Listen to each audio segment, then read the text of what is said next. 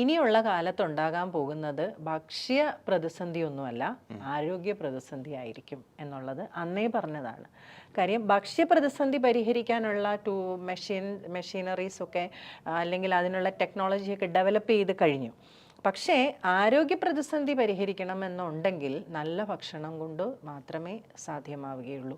അതൊരു പ്രതിസന്ധിയായി ഇന്നും ഇനിയും തുടരുകയും ചെയ്യും. അതൊരു പ്രതിസന്ധി ഘട്ടം തന്നെയാണ്.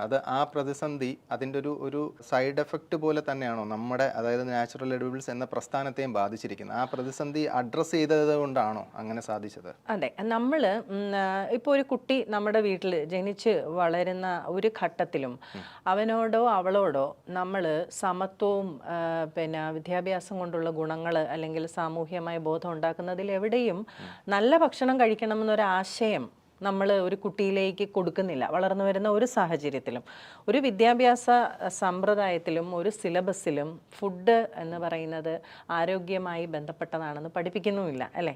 ഫുഡ്, ഷെൽട്ടർ, നമ്മുടെ നെസസിറ്റീസ് ഒക്കെ നമ്മൾ പഠിപ്പിക്കുന്നുണ്ട്. പക്ഷേ നല്ല ഭക്ഷണം നിങ്ങൾക്ക് നല്ല ആരോഗ്യം തരും. നല്ല ആരോഗ്യം തരുന്ന നിങ്ങളും സമൂഹത്തിൽ വരുമ്പോൾ നല്ല സമൂഹം ഉണ്ടാകും, നല്ല ആരോഗ്യമുള്ള സമൂഹം ഉണ്ടാകും എന്നൊന്നും എവിടെയും പഠിപ്പിക്കുന്നില്ല. നല്ല ഭക്ഷണം ഒരു റൈറ്റും കൂടെയാണല്ലേ?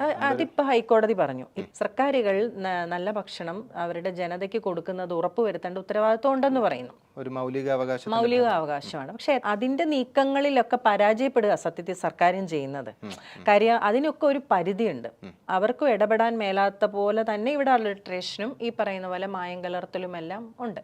അപ്പം നമ്മൾ അങ്ങനെ ഒരു ബോധം ഒരു കുട്ടി ജനിച്ച് വളർന്നു വരുന്ന ഘട്ടത്തിൽ ഒന്നും എവിടെയും നീ നല്ല ഭക്ഷണം കഴിച്ച് വളരണം എന്ന് ഇക്കാലത്ത് പറയുന്നില്ല.